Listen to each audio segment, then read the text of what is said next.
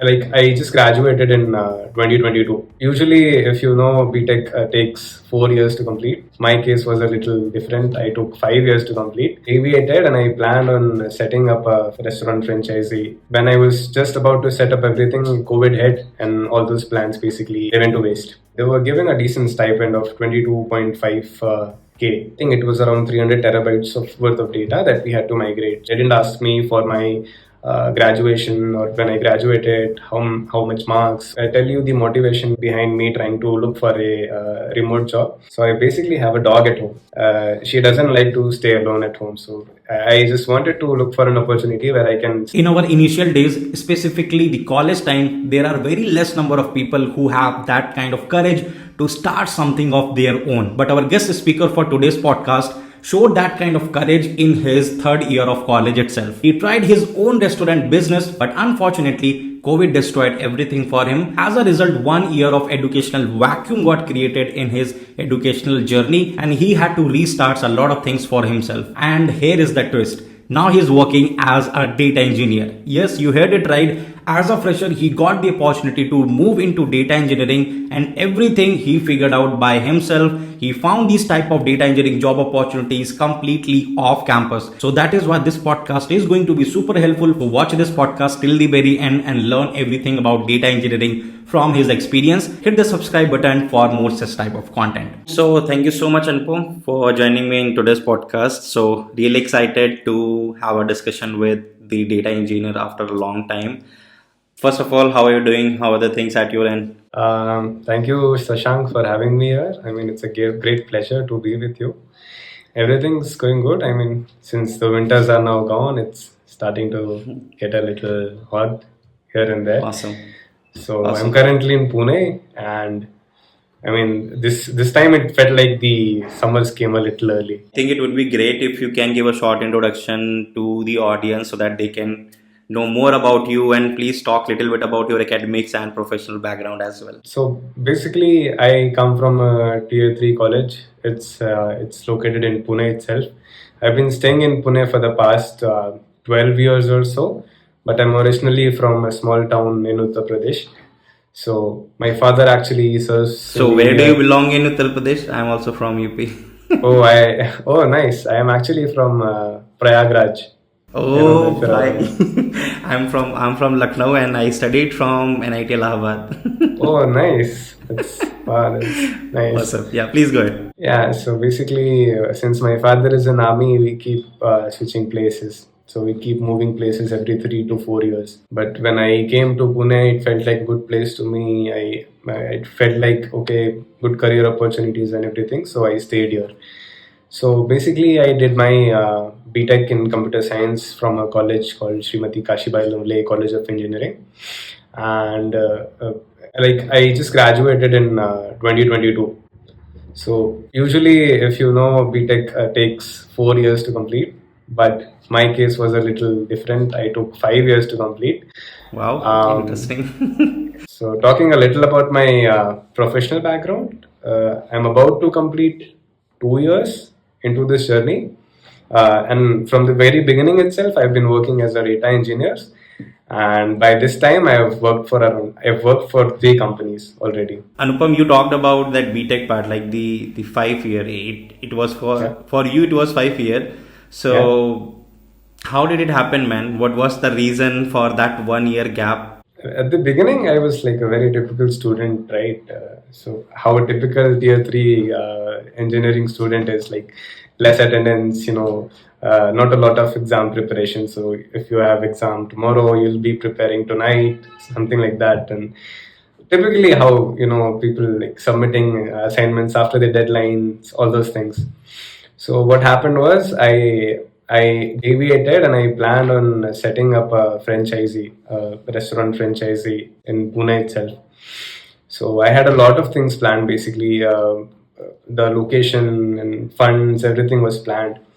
So what happened basically is when I was just about to set up everything, COVID hit, and all those plans basically they went to waste. Yeah, so that is how I basically took 1 extra year to complete my B.Tech. You were basically about to start, and it failed. So How did you deal with this scenario, and also this 1 year gap? Like, did it create any kind of hurdle in your professional journey? I basically I don't really consider this as a failure at all, right? So Oh. what I've seen people that were like studying with me in my classes. I've seen them moving forward and getting into companies and all that, but I never thought that as a setback for myself. I thought that okay, I considered it as an opportunity basically.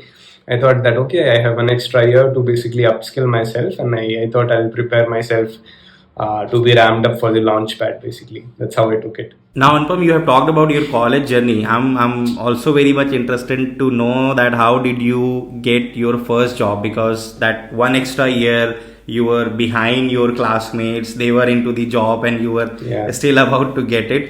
So how did you get your first job, and what was the designation, how much salary, how was it that? Okay, so I graduated in 2022, whereas I was supposed to graduate in 2021. And I was in my 7th semester when there's a company called 𝗗𝗶𝘀𝗀𝗀𝗀𝗀𝗀 that came on campus. So they were giving us data engineering intern profile, and they were giving a decent stipend of 22.5K per month. That was the stipend. That was the first stipend that I got. So even from the campus, I had other offers that I was selected to, but and for that I had to wait till my graduation completed in order for me to start learning and start earning all those things. So I decided to go with this option, and yeah. So what happened there is, 𝗗𝗶𝘀𝗀𝗀𝗀𝗀𝗀 initially they offered 3 months of training. Training included of basics of programming, Java. We were taught Java, Python, SQL, and just basic stuff that is required for data engineering. So very basics, on a very high level we were taught. And then after 3 months, I think we got allocated to different projects.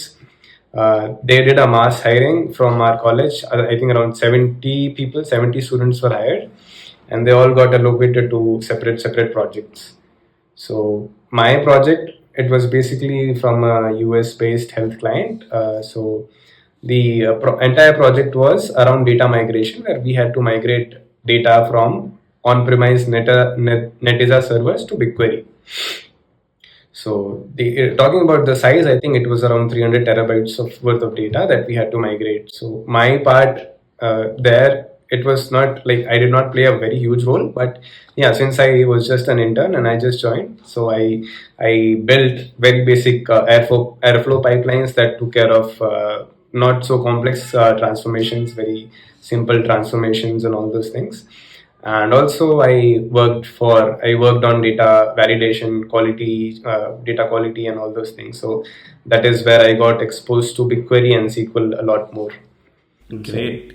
I think that was about my first job. So I will stop you here for a while to discuss something really important. If you have completed your 10+2 or looking for master's program, then a well-known university from Uttarakhand can help you in this journey to achieve your goals and dreams, and that is Quantum University. Their fees for UG and PG courses is comparatively less than other private institutes and universities of India, and if you have a domicile of Uttarakhand, then you can get more relaxation on the fees part. And to help the students and their family for the financial part, Quantum University conducts an scholarship exam as well, named as QCare, and if you perform really good in QCare scholarship entrance exam, then you can avail really good amount in terms of scholarship. Quantum University has two really amazing programs. First is interdisciplinary program, where different minors are available as an option, like entrepreneurship, foreign language, digital marketing, robotics, marketing, economics, and etc. And another one is passion program, because passion and profession are two faces of a single coin. And in this program, you will get different options for photography, dance, music, theater, creative writing, debating, innovation and startup, and many more. Talking about the placement part, which is really important to discuss. So the average package offered at Quantum University is somewhere around 5.8 lakhs per annum. Almost 190 plus companies visit their campus, and the highest package offered so far is 33.5 lakhs per annum. All well-known companies like Capgemini, Wipro, Byju's, Tech Mahindra, TCS, R System, and many more visit their campus for hiring drives. Quantum University has multiple UG and PG programs. Talking specifically with respect to B.Tech programs, they have in computer science, mechanical engineering, 𝗖𝚎, civil engineering, B.Tech honors programs as well, which are related to the recent trends of the IT sector like cybersecurity, AI and machine learning, electric vehicle technology, full stack development, and data science. So this B.Tech honors program with the specialization of data science can be really helpful for all those candidates who want to kickstart their journey in data related jobs. So within this program, you will learn everything about data science, the mathematics, statistics part, deep learning, machine learning, and all the latest advancement of data science. So I would highly recommend this program. You can also check all these details, verify it. I have provided the link in the description. So if you are starting your graduation and post-graduation journey, start with Quantum University now. Since you got the flavor of data engineering in your first job as an intern, after that, how did you get your first full-time job offer for a data engineer role? And also there are a couple of more questions like how many job offers did you crack that time? Also, what all skill sets did you acquire to become a data engineer after the completion of your internship? So like after I completed my internship at Data.Medica, it lasted for around 8 months. I think I stayed there 8 months. I started applying for multiple companies because they were offering a PPO, but it was ranging from 4.5 to 6.5. And I didn't consider myself, that I would be satisfied with that at that specific time, because I thought that I value my skills more as compared to that. So what happened is I started applying for multiple companies. Every day I was applying here and there, and I basically had 4 offers. When I was applying, I had 4 offers, and then I finally accepted an offer from a company called TIER-3. It's based in Bay Area, so it's a completely remote company. They hired me solely on the basis of how I performed in the interview and my technical skills. That's all. They didn't ask me for my graduation or when I graduated, how much marks I scored or all that. They didn't ask me any of that, right? And they gave me data engineer 1 as the profile, and they offered me, I think, around 12.7 LPA is what they offered. Skill sets, I think, so different companies, this is from my personal experience, I might be wrong, but different companies have different requirements from a data engineer. So some data engineers, the companies want to work on the big data. Some are not really big scale companies, so they just want their third-party integrations or something like that to be done. But if you want to be get into a data engineering domain, I think the most important thing would be understanding the fundamentals of at least one cloud. It could be AWS, Azure, or GCP. I basically worked on GCP for the first 2 companies. And the company that I'm currently working for, I'm working on AWS. So the first thing I personally feel is that you need to have the fundamentals clear of any cloud. Along with that, I think since you're going to be working on different warehouses, so you'll be playing around data. So SQL, definitely there is not a chance that you can get into data engineering without SQL. And you would want to write pipelines, you would want to transform your data or orchestrate your pipelines. For all that, I think you will have to have the understanding, like basic data structures and one language that you'll have to know. And these days, I mean, right now, since there are a lot of modules, like a lot of libraries, so that is why data engineers are inclined a little bit more towards Python as compared to other languages. So I think if you have a grip on basically any cloud or SQL and what was the other one? Python. Yeah. I think if you have decent grip over these concepts, I think you should be good enough to get into a entry-level data engineering job. So there won't be any expectation in terms of big data tools like Spark, Hadoop, these things? Initially, I don't think so. But yeah, so we all know that companies are crazy when it comes to requirements. So they'll ask everything, even if it's for a junior level position or anything. They'll ask you every single thing, right? But yeah, if you are able to, you're able to get through, your resume is able to get through, and you're able to land on an interview, I don't think for an entry level position they'll ask you those advanced tools and services for an entry level data engineer.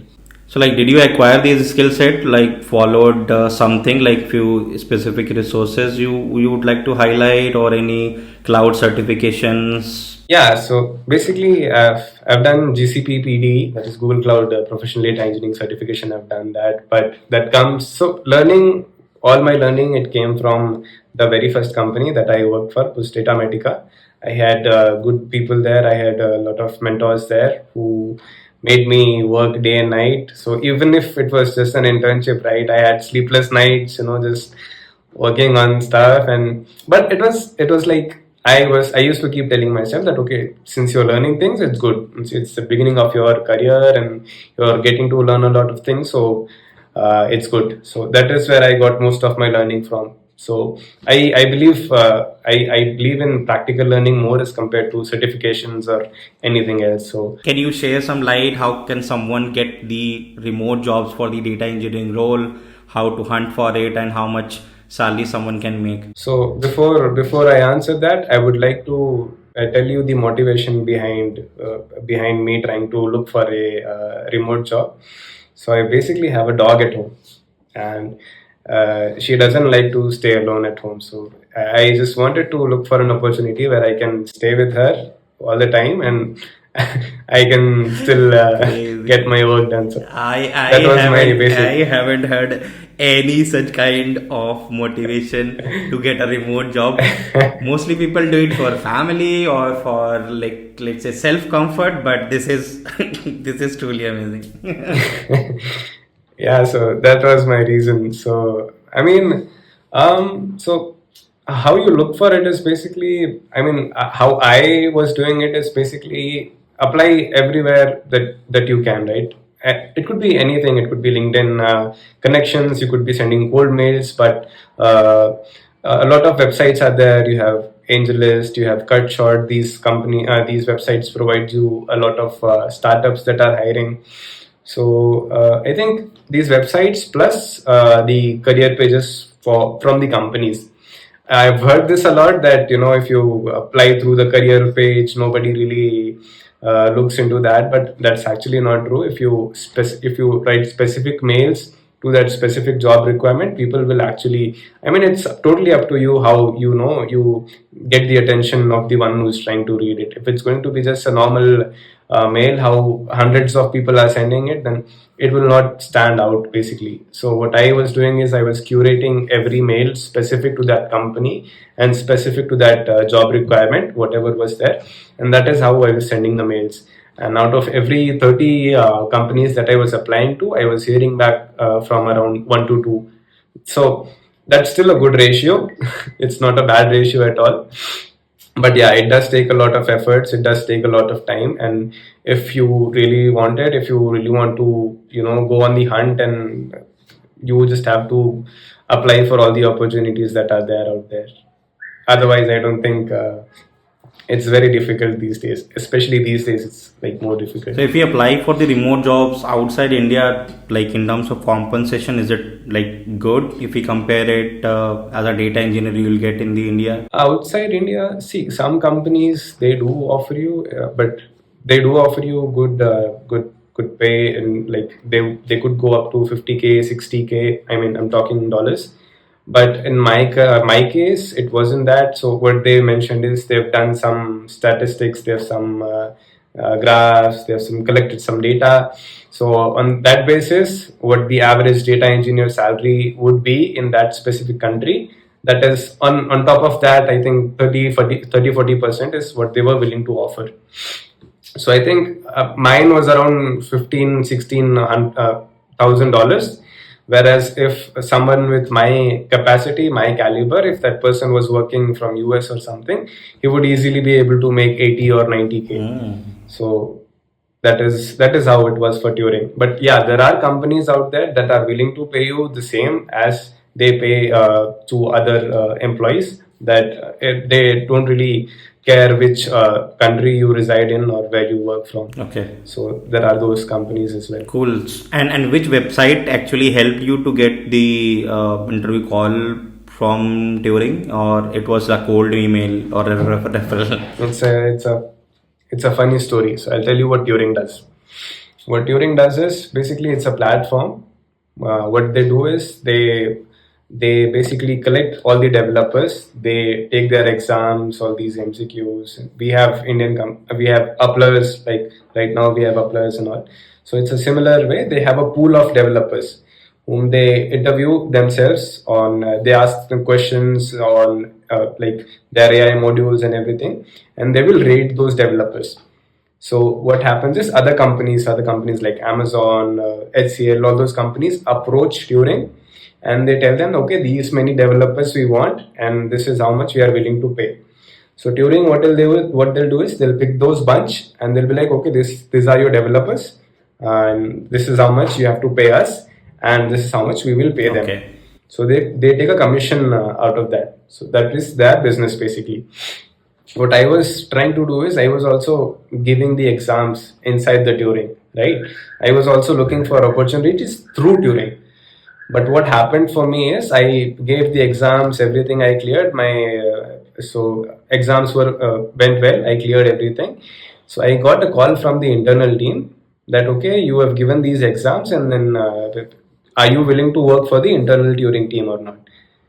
So I said, why not? And they asked me for my expectations. They met my expectations, and that is when I felt like I should have asked more, because when I set my expectations, immediately they were like, okay, this is going to be a technical interview. This is going to be your this, and then we are going to be rolling out your offer. That point, I felt like I should have asked for. It happens. So see, it was your starting phase. So you were not even pretty much aware how much standard salary brackets are in the industry. So that's completely fine. At the end, learnings matter, which you got in the better ways. Like currently you are working in Zocket. So why did you leave this cool remote data engineering job at Turing? Because you were able to take care of your dog as well. But now how things are going for the Zocket, like working as a data engineer? So Zocket is still a remote job for me. Oh, nice. that is the only reason that I'm like working. So because I told that I have a sister at my home and I have a dog, so I have to take care of them. So that is how it is. So considering talking about why I left Turing. So I mean, Turing was a nice place. I mean, the people were amazing people, like very smart people. I had flexible working hours, and then it was remote. Benefits were good. The only issue I faced towards the end is like there was technical restrictions, that your hands were tied, that okay, you cannot explore this or you cannot experiment this. All those sort of things were happening, and if somebody who's junior, if they had some ideas and some optimizations that they would like to bring upon, those were like neglected. They were not being considered at all. So at times I felt micromanaged, and that's when I decided to leave, because if there is something that can be optimized and I am telling you, I'm giving you facts that okay, this is how it can be optimized, and then you're still neglecting that idea, stating that okay, we still want to stick with the traditional way how it was happening. So I mean, if you're not trying to grow, so that was like the main reason why I got disappointed and I decided to leave Turing. And at Zocket, I'm currently working as the only data engineer. So I am the only sole data engineer here, and we are currently a team of around 60 people. And I took care of the infrastructure. I'm managing various data pipelines, all the third-party integrations, everything. I'm also leading a web dashboard product here, which is currently live, and users are like we're already hearing great feedback from them. So all these things, it makes me feel valued. The team, the management overall is very supportive and understanding. So I personally feel that this for me, Zocket, for me has been an upgrade as compared to Turing. Next question, like during your tenure as a data engineer, what cool things you understood about data engineering which aspiring data engineers must know? Also, what kind of exposures you have got with respect to data engineering projects? So the one thing is that it just keeps getting better, right? So it keeps getting better and it keeps getting challenging. So it's not like you never reach a saturation, right? So now you're working with some tools, and then new tools keep coming in the market. You have to work on new tools, you learn new technologies, all those things. So there's never a saturation that you reach. Slowly, as you progress with your career as a data engineer, you start getting exposed to more modern and advanced tools, right? And there are a lot of services that you'll also get exposed to. So the one thing that should drive you is that the learning never stops. If you're looking for a challenging role that is going to push you to your maximum limits, and you should definitely go ahead and apply for all the data engineering positions that are out there.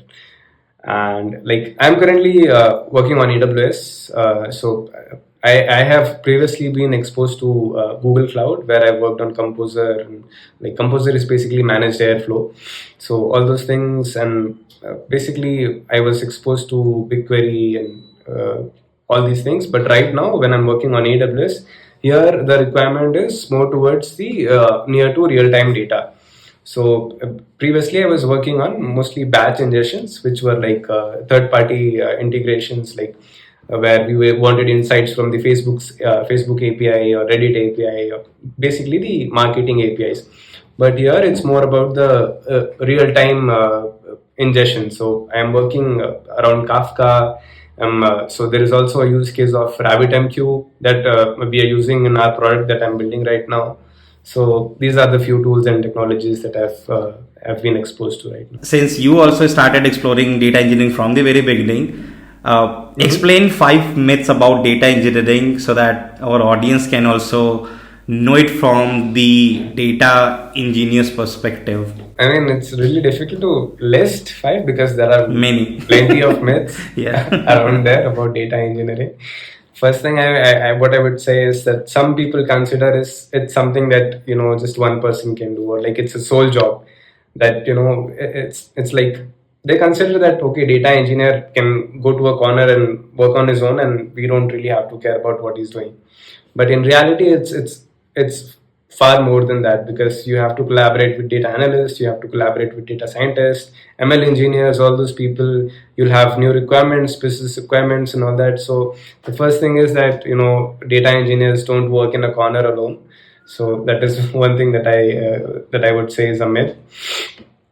Other thing I would say is, a lot of people, like you mentioned, right? So when you're being hired, do people ask that you need you should know about big data services or tools that so that is again a myth, because not a lot of companies work on that big scale of data, right? There are small companies that don't have a lot of data. So basically they still want their data to be organized, they still want their data to be transformed, and they still want insights to be coming out of their data. So it's not really necessary that you have to have all the knowledge about big data to be a data engineer. And one other thing is that people think that, okay, data engineers just build pipelines, so once it's done, that's done, right? You don't have to care about it anymore. That's again a very, very bad myth, because I don't know if you know about this, but a lot of people, there's a slang called pipeline fadvi, that's common. That thing scares everyone. So when something like this happens in production, it's like, so it's not like you just create a pipeline and you just don't care about it. It will just keep running as you expect. There are going to be challenges, there are going to be issues that you're going to be faced. It could be related to scaling, it could be anything. So it's not like you are just going to build the pipeline once and it's going to keep working on its own. You have to manage it all the time. You have to keep improvising it, and all the issues that come forward, you have to look into that as well. Other thing is that I think a lot of people still think that data engineering is about coding and you have to just code and all, right? So I think it is partially true, but it is also about how do you design the architecture to the problem that you have, the solution, how you design that. So you need to also have the understanding of the architecture that you're planning to design, how much cost you're going to have in terms of designing a solution, how scalable that would be, and all those things. So this is not something that you have to code. But these are basically some things that you need to have the knowledge of, basically, right? So this is one myth. And the biggest myth that I have heard a lot of people talking is that data scientists and data engineers both are basically the same thing. There's no difference whatsoever. So yeah, just because both the people work around data does not mean that they both have the same responsibilities. They both do work around data, but data engineer is completely someone who's trying to dig out the data, put it somewhere into a warehouse, trying to organize it, whereas data scientist is someone who tries to make meaningful insights out of it. So those are two complete job profiles. Those are two complete different roles. So whatever you mentioned, this was completely true, Anupam. And I think the aspiring data engineers have got the really good idea about your journey. First of all, how you moved into data engineering and how they can even start. So this was really informative. So from my side and from the entire audience side, thank you so much, Anupam, for joining. It was a pleasure being here. So that is what I had in this podcast. And if you are new to the channel, then smash the subscribe button and press the notification icon. I will see you guys really soon with another amazing podcast. Till then, just keep exploring data.